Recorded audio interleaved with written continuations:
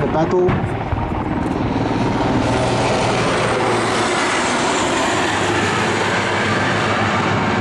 Once again, green smoke being thrown to indicate where the pilots should come and land.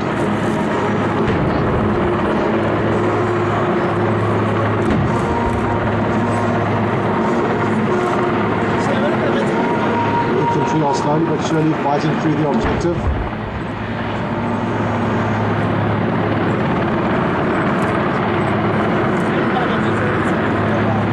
Another matter of fact, gentlemen, the Cortex 40 that is being used has a detonating speed of between 6 and 7,000 meters per second.